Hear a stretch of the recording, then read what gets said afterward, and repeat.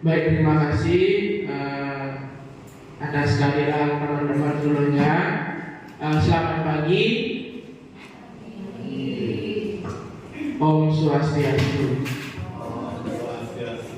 Pertama-tama mari kita panjatkan puji syukur ke hadapan Ide Sang Hyang Widi atas berkat rahmat Beliau kita dapat berkumpul di hari ini di acara diskusi tentang perencanaan pelajaran yang efektif dan menyenangkan.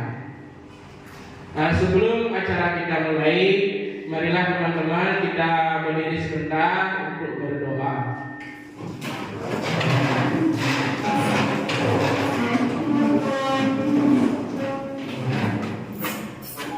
Agar lancarnya kegiatan hari ini, mari kita menundukkan kepala sebentar.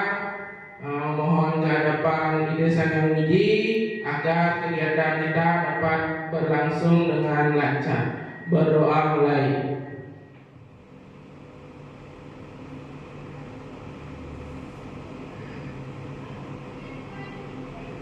Berdoa selesai. Silakan Bapak Ibu dapat duduk kembali. Sebelum acara diskusi kita mulai hari ini, ada baiknya kita mempersiapkan diri dengan mengasah otak terlebih dahulu. Yang ada sebuah gambar, nanti Bapak Ibu silakan buat di bukunya atau di kertasnya masing-masing untuk dihubungkan. Ada 3 bulatan dan 3 persegi. Ya, tugasnya adalah nanti menghubungkan tanpa bersentuhan. Ya.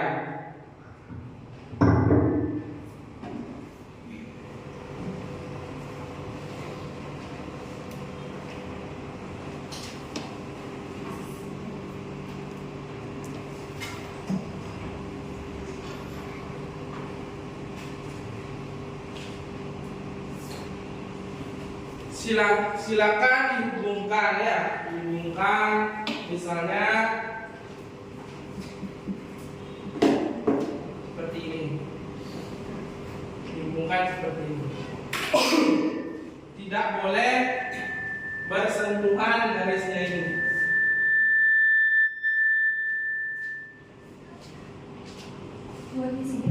Ya, silakan. Bapak Ibu silakan dicoba. Yang sudah berhasil boleh dipraktekkan ke depan. Ya, Budi sudah ketemu. Silakan bisa dibuatnya. Ya, yang belum menemukan dicoba lagi. Enggak, lingkaran dengan kotak namanya. Iya. Ya, ada. Ada lagi yang lain daripada Pak Budinya? Sekolah kita, penduduk sekolah kita yang mengalami penurunan adalah kualitas pembelajaran. Dalam hal ini, dalam perancangan pembelajarannya, sehingga itu yang akan kita diskusikan hari ini.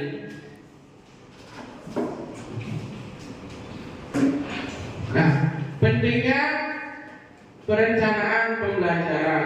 Tentunya dalam perencanaan pembelajaran kita harus ada 3 aspek. Yang pertama jelas, fondasinya adalah keberhasilan. Nah, Bapak Ibu, untuk keberhasilan ini sesuai dengan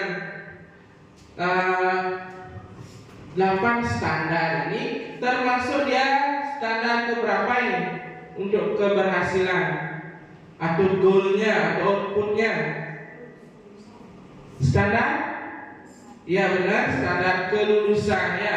Jadi input dari sekolah itu adalah siswa baru kelas 1. Kita tempat ya, kita proses pembelajaran dan lain-lain, baru output mereka itu keberhasilan mereka adalah lulus dan tamat di kelas 6. Tentunya dalam proses pembelajaran yang mereka ikuti itu ada juga yang beberapa memperoleh prestasi dan sebagainya. Kemudian optimalisasi potensi, tentu dalam setiap anak itu punya potensi yang bermacam-macam. Misalnya ada anak kita yang nilai akademiknya kurang, tetapi dia memiliki potensi di bidang olahraga. Ikut misalnya dia football sampai di provinsi itu misalnya ya. Nah, untuk mendapatkan kita tahu potensi anak tersebut, kita harus mengadakan apa? Mengadakan apa?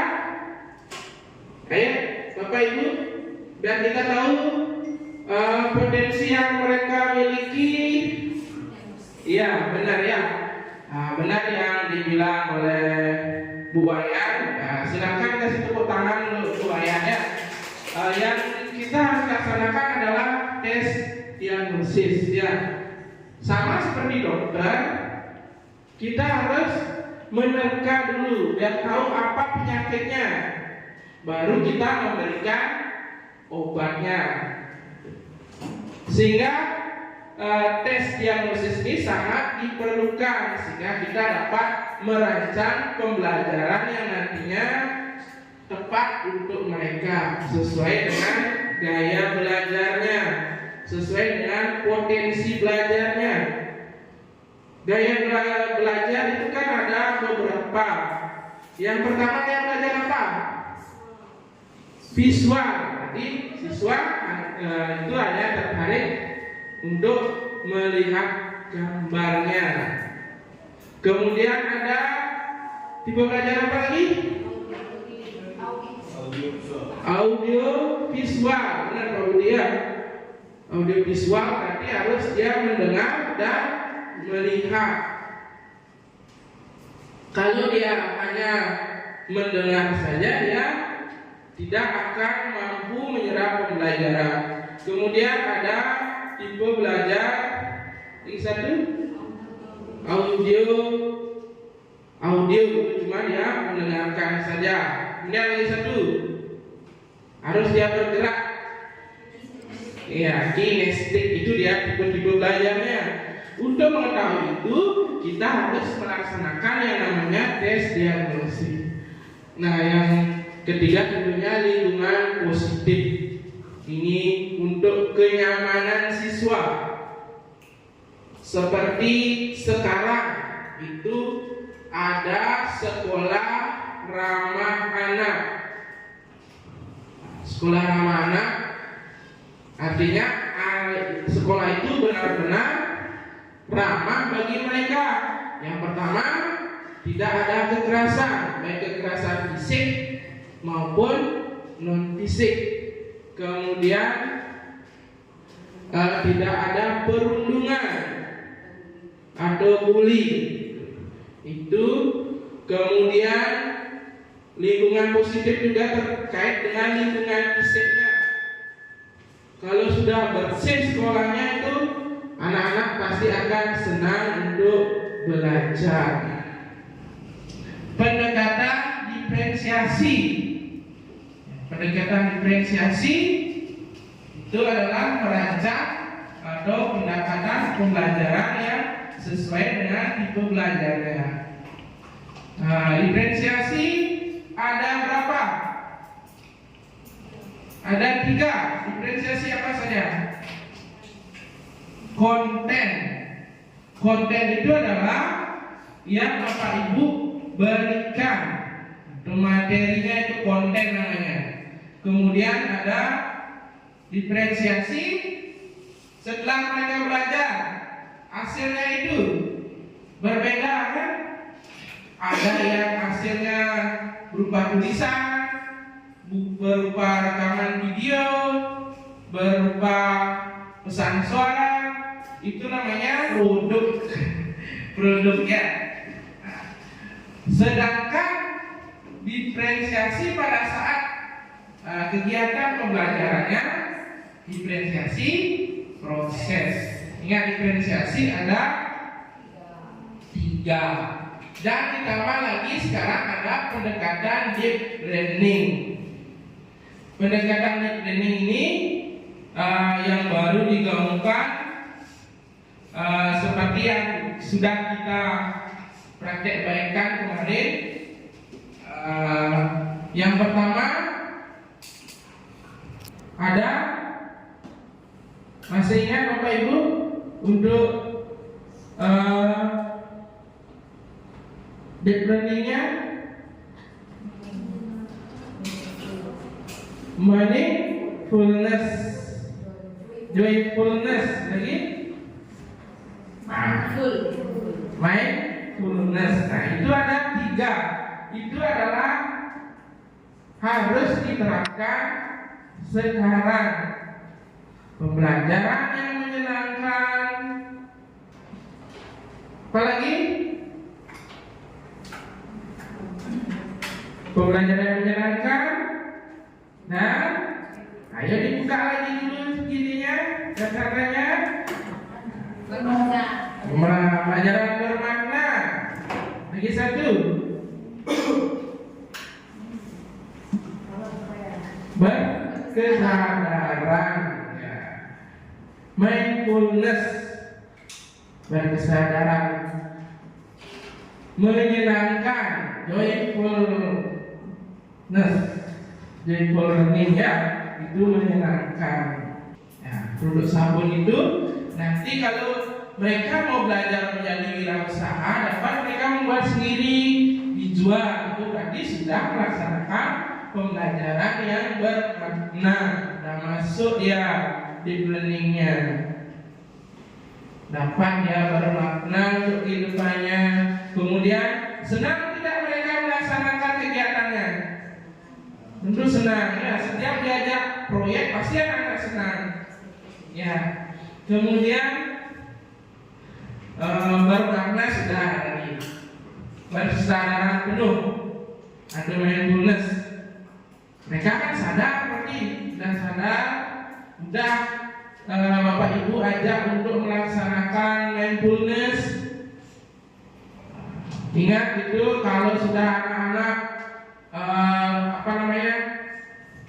tidak konsentrasi, silakan Bapak Ibu melaksanakan mindfulness. Diajak anak-anaknya berhenti sebentar untuk menenangkan suasana, ya. Itu sudah banyak beragam kontennya di PMX. Silakan bisa Bapak Ibu pelajari lebih lanjut, ya. Kemudian kecerdasan majemuk hampir sama. Kan anak-anak, Bapak Ibu juga berbeda tingkat kecerdasannya, ya. Itu namanya kecerdasan majemuk.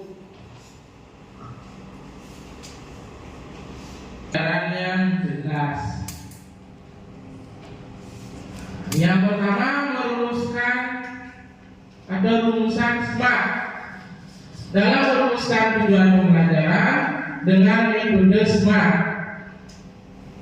SMART itu artinya kita sebagai guru harus pintar-pintar dalam menyusun tujuan pembelajaran. Dalam tujuan pembelajaran itu agar dapat nantinya tercapai ketika proses pembelajaran dapat dilaksanakan.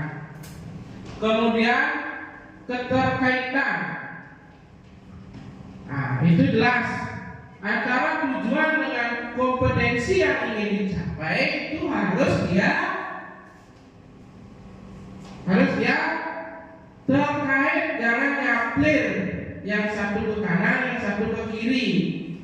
Nah, dia harus saling berkaitan. Kemudian indikatornya terukur. indikator yang ingin dicapai itu harus dia terukur sesuai dengan yang akan diinginkan. Tujuannya harus sesuai dengan minat siswa untuk meningkatkan motivasi belajarnya, ya, sama dengan ini sudah dengan deep learningnya. Sehingga kalau sudah siswa belajar sesuai dengan minatnya, itu siswa dapat belajar dengan bergembira.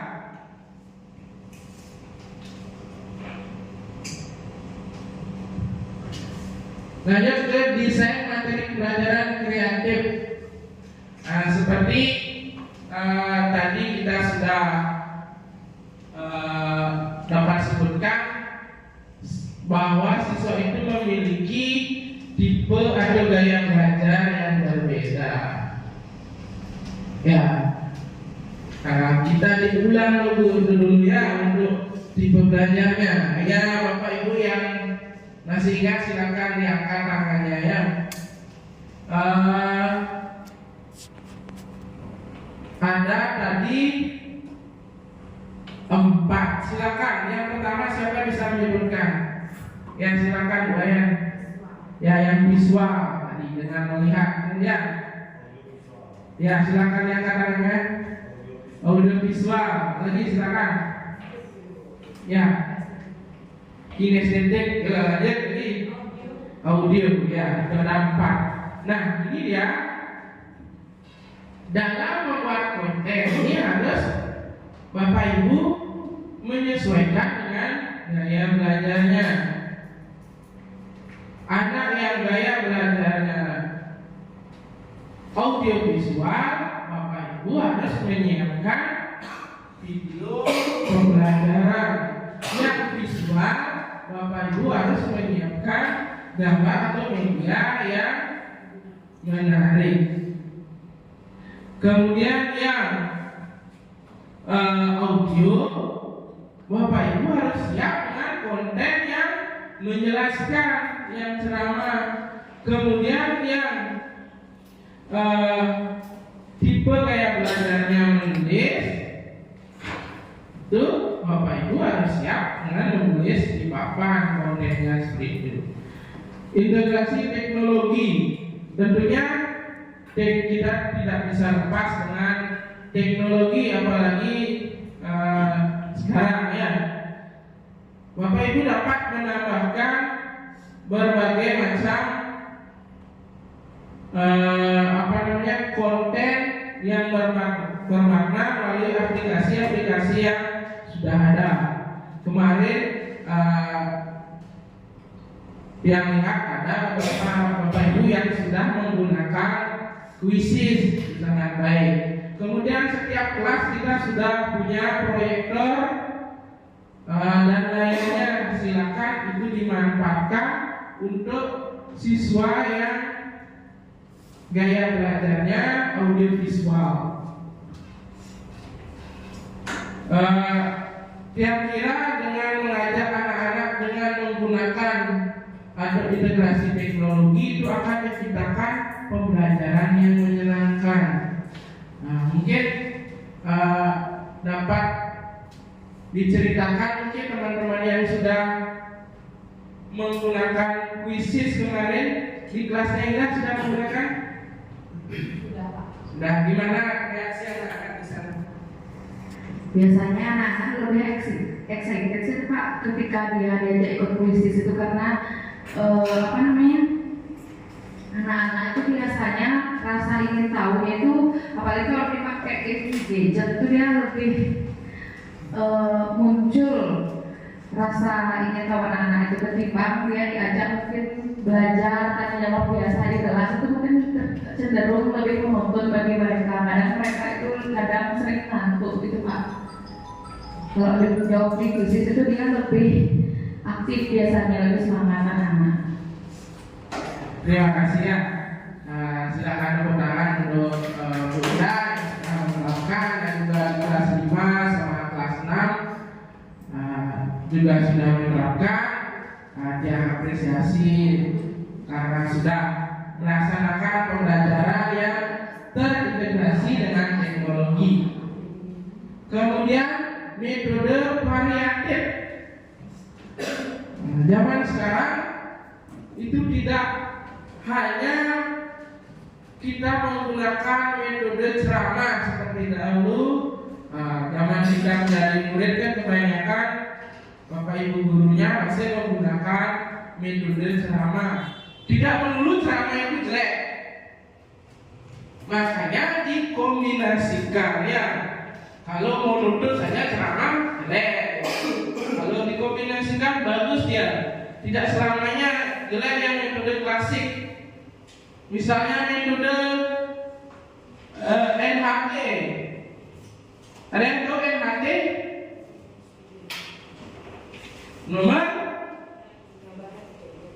Nomor head together. Itu dia dalam penyusunan kelompoknya sebenarnya itu dalam metode diskusi dia, tapi dimodif itu. Jadi yang klasik-klasik itu masih juga harus diterapkan, sehingga metode yang digunakan itu adalah bervariatif. Selalu ini harus ada diskusi, metode diskusi dan kolaborasi yang aktif. Pada saat diskusi, siapa yang aktif? Ya, siswa. Kalau Bapak Ibu hanya sebagai fasilitator, sebagai pendampingnya ya. Bapak Ibu hanya sebagai pendampingnya. Jadi mereka sendiri yang akan menyimpulkan, mereka yang memecahkan masalahnya, mereka yang mendiskusikan. Itu yang diskusi. Kemudian nantinya Bapak Ibu bersama siswa menyimpulkannya. Ini berbasis proyek, bukan proyek gede ya. Berbasis proyek. Berbasis proyek artinya ada produk yang dihasilkan. Seperti kemarin ada produk sabun, di kelas 6 ada produk makanan, di kelas 4 apa produknya? Makanan juga. Di kelas 3 makanan. Di kelas 2 ekobrik. Ya, di kelas 1 makanan. Sehingga nantinya hasil dari proyek anak-anak ini kita buatkan sebuah market day. Nanti selesai anak-anak melaksanakan undangan, hasil dari proyek yang mereka lakukan itu akan mereka baca dan mereka jual, sehingga kegiatan wirausaha juga terlaksana. Silakan tepuk tangan untuk Bapak Ibu yang kemudian sudah melaksanakan kegiatan berbasis proyek. Kemudian kegiatan berbasis permainan ini sering dia lihat anak-anak sudah diajak bermain. Seperti tadi kuisis itu juga sudah bermain ya. Menggunakan Kahoot juga bisa, Telegram juga bisa digunakan sebagai kuis. Namanya Telegram bot, itu ada tutornya. Telegram itu bisa dijadikan kuis. Pada saat pandemi dia pernah menggunakan itu. Sama dia kayak kuisis, tapi dia hanya berupa teks. Nah, itu berbasis permainan. Permainan itu ada dua jenis. Permainan yang bersifat fisik, diajak anak-anak joget-joget, lari-larian, itu sudah yang fisik. Kemudian yang mengasah otak, seperti tadi menjawab soal ini kuisis, itu termasuk dia yang mengasah otak. Waktu juga harus diperhatikan. manajemen waktunya, jadwalnya harus efisien. Kalau di kurikulum Merdeka itu kan fleksibel jadwalnya, mana yang lebih panjang atau lebih susah lah materinya bisa dipanjangkan dalam pembelajarannya.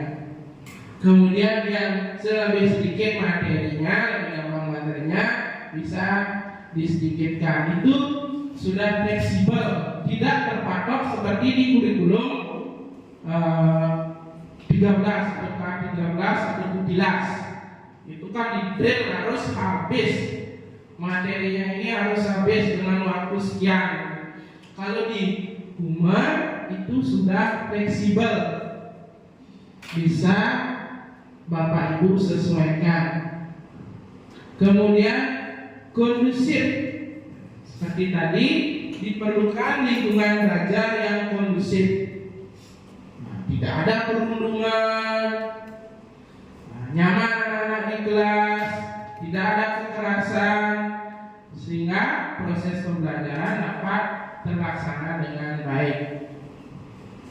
Kemudian pengaturan kelas ini sesuai dengan disiplin positif, kan Bapak Ibu sudah menerapkan disiplin positif. Apa saja yang diperlukan dalam pengaturan kelas sesuai dengan disiplin positif? Harus ada apa? Bapak Ibu dengan siswanya membuat apa? Ya, benar Putri, membuat kesepakatan kelas. Kesepakatan kelas ini tidak boleh Bapak Ibu sendiri yang membuat. Namanya kesepakatan itu harus anak-anak sendiri yang buat. Misalnya ada di asesmennya. Asesmen ini jelas di tahap terakhir sebuah pembelajaran yang diperlukan adalah asesmen. Asesmen ini adalah penilaian. Itu ada ragam metodenya. Menggunakan ragam metode penilaian yang sudah belajar dengan Pak Dantes itu pasti sudah dapat tentang evaluasi. Dengan Bu Suniasi juga dosen kita pasti sudah belajar tentang evaluasi. Nah, itu ada ragam metodenya. Penilaian itu ada berapa kira-kira? Penilaian, ayo ingat kembali. Ada 3 penilaian. Pertama, kognitif, benar. Psikomotor, dari satu afektif, ya. Demen nyakur timpangan, suka mencuri. Nah, tentunya itu tidak bisa, ya. Tidak hanya bisa pintar di pengetahuan atau kognitif saja, diperlukan juga sikapnya, ya, yang selaras. Nah, dan tidak ada anak-anak kita yang mempunyai sikap seperti itu. Walaupun ada beberapa pergejolakan mungkin karena seperti di kelas 6 dan kelas 5 karena mereka adalah proses pubertas. Jadi itulah pentingnya Bapak Ibu dapat mendampingi anak-anak terutama dalam masa-masa mereka di fase pubertasnya. Kemudian formatif sumatif, ini kan sudah seringnya ada Bapak Ibu memberikan nilai harian, ada tengah semester, ada nilai sumatif akhir semester. penilaian akhir semester. Penilaian akhir semesternya kan ada dua, semester 1 sama semester 2. Kemudian di kelas 6 ada nilai lagi 1 nilai ujian sekolah. Kemudian umpan balik tentunya dalam setiap pembelajaran atau mengakhiri pembelajaran ada baiknya kita memberikan umpan balik yang konstruktif. Umpan balik yang misalnya, wah tulisanmu sudah bagus sekali, nah, nanti dirapikan lagi sedikit ya, seperti itu misalnya. Ya, itu adalah umpan balik yang konstruktif, yang membangun. Kemudian ke pengembangan profesi berkelanjutan. Jelas, kita sebagai makhluk sosial untuk meningkatkan kemampuan kita diperlukanlah itu seperti piramid. Dari bawah dulu kita paling besar itu adalah belajar di komunitas. Nah, yang di sekolah dulu kita sudah punya Komja Nusa Sembilan. Nah, itu sudah kita melaksanakan beberapa kali tentang praktek baik. Kemudian di gugus itu kita ada KKG gugus, KKG guru kelas atas, KKG guru kelas bawah, kemudian ada KKG guru bahasa Inggris, KKG guru agama Hindu, KKG guru bahasa Bali, serta PJOK. Itu semua ada komunitasnya. Nah, itu diperlukan jejaringnya. Kemudian makin luas lagi ada, mungkin juga ada yang ikut di Ikatan Guru Indonesia, juga itu bagus dalam kegiatan menambah skill kita, menambah pengetahuan kita. Kemudian yang kedua, kita sebagai seorang guru tentunya dituntut membuat sebuah karya. Misalnya paling rendah itu adalah praktik baik. Itu sudah wajib harus punya praktik baik. Praktik baik yang sederhananya misalnya seperti kemarin membuat sabun. Dari proses dari persiapan proses hingga terlaksananya produk tersebut itu sudah bisa dijadikan praktik baik. Ya, satu punya praktik baik. Kemudian mau ditingkatkan lagi ada PTK, pendidikan tingkatan kelas. Kalau dulu zaman naik pangkat itu harus ada PTK, kalau sekarang kan tidak. Tapi itu harusnya kalau dosen itu dia setiap semester dia harus punya jurnal dan sebagainya.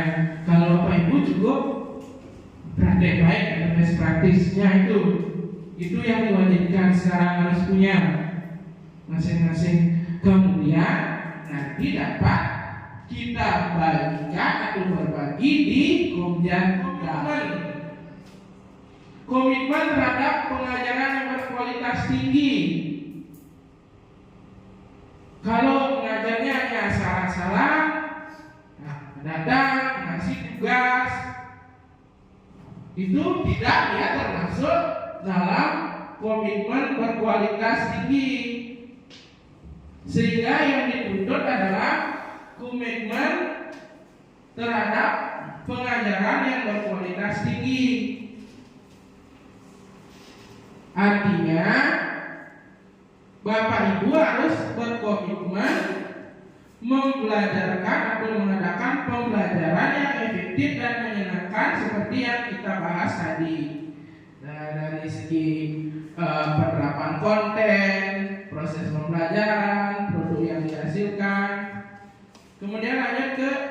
kasih.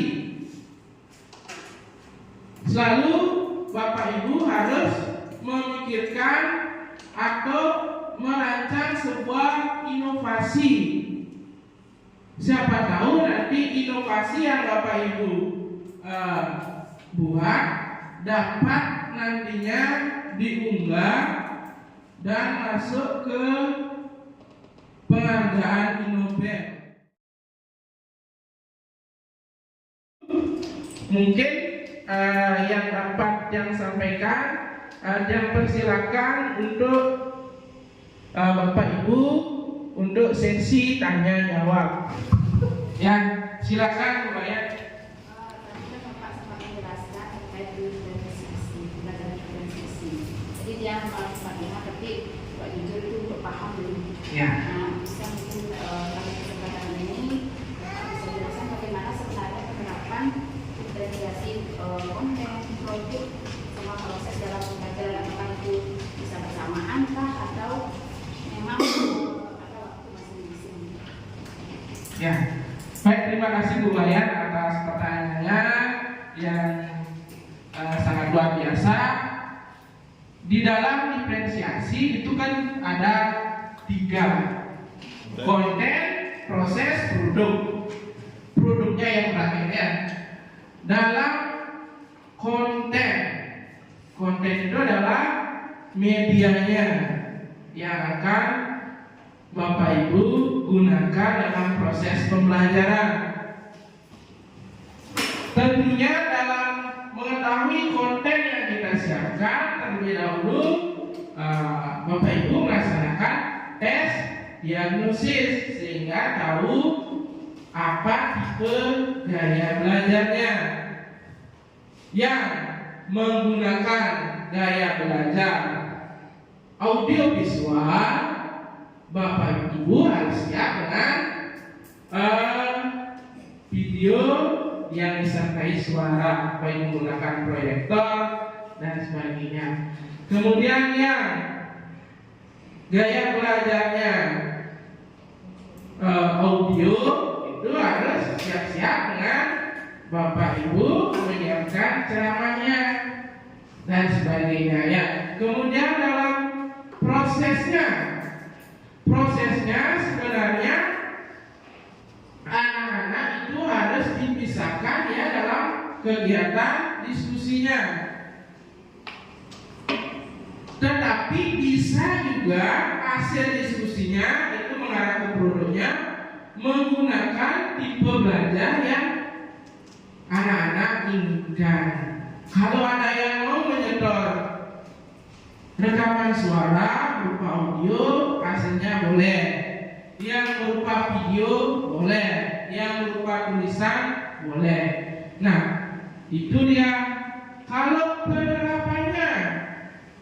penerapannya bisa Bapak Ibu siapkan salah satunya di proses bisa, di produknya bisa, di kontennya bisa. Yang penting sudah ada ya. Ini dia akan selaras dengan deep learning atau pembelajaran bermakna, sehingga dia bermakna nanti. Seperti ke Bu Bayan, benar boleh? Ya, ada lagi? Selamat pagi Bapak Wayan dan teman-teman semuanya. Pertanyaan saya, mohon bantu menjelaskan Pak perbedaan metode inquiry sama problem based learning tadi. Ya, tentang metodenya ya, metode pembelajaran yang dipakai.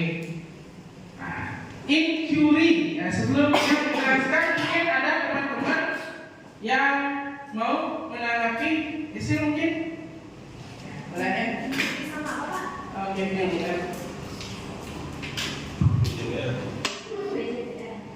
Kalau menurut saya tadi seperti dijelaskan, kalau inquiry itu kan siswanya yang membangun sendiri pengetahuan tersebut. Belum kita memberitahu jawaban, tapi siswa itu menemukan sendiri jawabannya. Nah, kalau untuk PJBR, bedanya itu kalau di PJBR dia ada produk yang dihasilkan Pak Angga. Dari proses tersebut, proyek yang telah disiapkan, hari yang sudah dijadwalkan, nanti akhirnya akan dihasilkan suatu produk seperti itu. Sangat luar biasa, kita pertahanan dulu hasilnya. Ada mungkin yang lain? Nah, sedikit yang menanggapi tentang inquiry. Inquiry itu harus siswa melaksanakan sebuah penelitian, ya. Itu kuncinya. Dia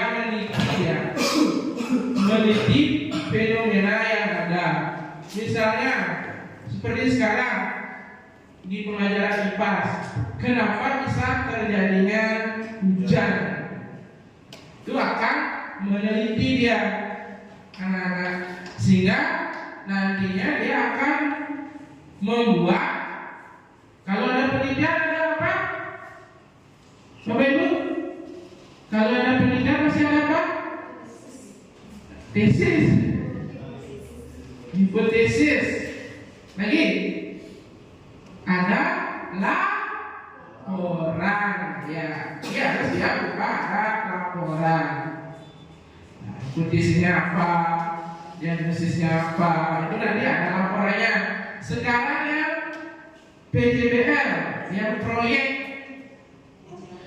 proyek ini seperti Bapak Ibu laksanakan, cirinya yang pertama adalah berlangsung lama. Itu adalah kelemahan dari proyek atau PBJL-nya. Dia akan langsung lama, sehingga khusus itu ada kegiatan proyek P5-nya seperti yang Bapak Ibu siapkan, yang membutuhkan waktu, menyiapkan dia dulu, melaksanakan, baru hasil. Pertemuan pertama mungkin dia teorinya dulu, kemudian pertemuan kedua menyiapkan bahannya, pertemuan ketiga melaksanakan, baru ada hasilnya, produknya. Itu dia. Itu bisa. Ada lagi metode? Saya sedikit menambahkannya untuk problem based learning. Kalau menurut saya problem based learning itu lebih ke pemecahan masalah dari 5 atau menjadi 4 kelompok. Nah, nanti anak-anak kita berikan kesempatan untuk berdiskusi agar mereka bisa memecahkan masalah yang kita berikan. Mungkin sekian dari saya. Terima kasih. Oke, ya silakan Bapak Ibu buatnya, dibuat bagiannya.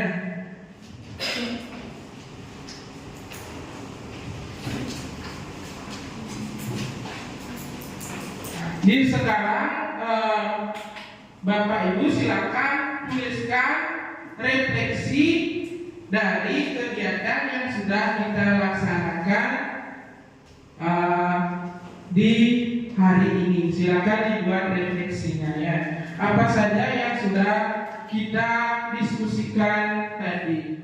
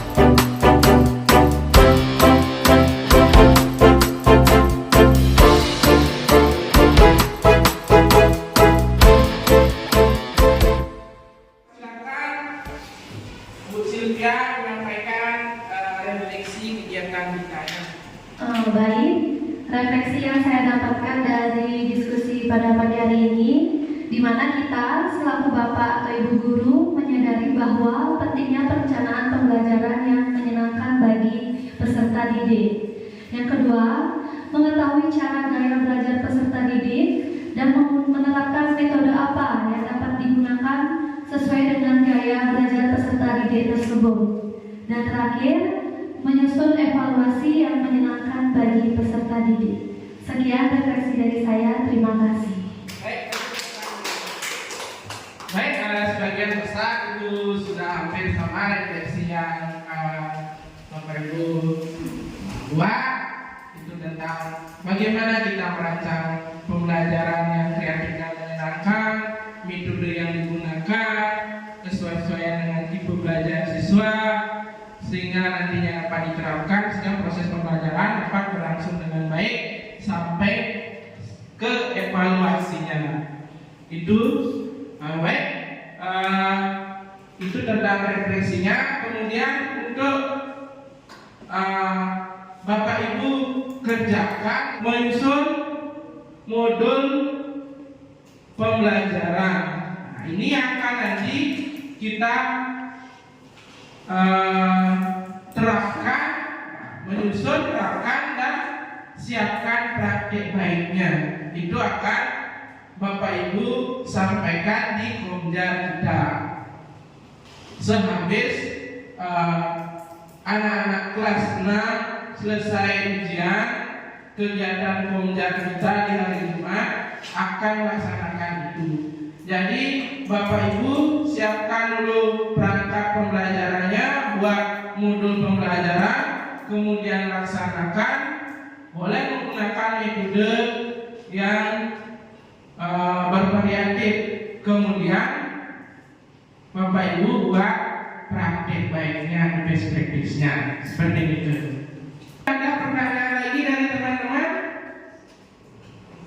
Nah, baik, jika tidak, kegiatan diskusi tentang perencanaan pembelajaran yang kreatif dan menyenangkan hari ini yang selesaikan, yang tutup dengan nama Santi.